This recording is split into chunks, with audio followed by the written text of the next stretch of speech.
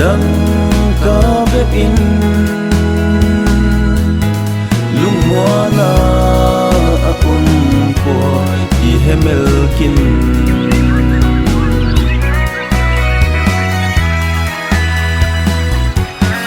dia lei đi khol jin na lung muan pi la tha gao khan ko ding yellow hop a in ko nom le lun nop na la phatam jo la mat jin chu ki ko patiam in o aki dang nge i hin ko madan hi i hun tam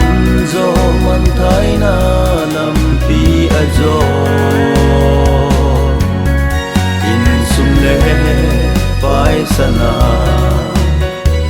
dang ka bep in lung hoa na un poi ti hemel kin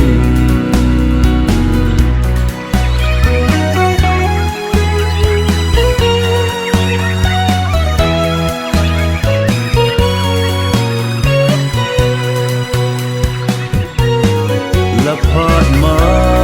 thiam in o so pi nang le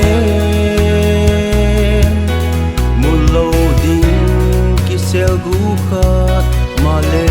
lo ilal pa de nga gi tu ilung hay di vai ge khala sia na nu sia ta o aki dang nge i hin kwa madan hi i hun tam zo man thai na lam pi a zo in sum le pai sana dang ka bep in lung hoa na un poi ti hemel kin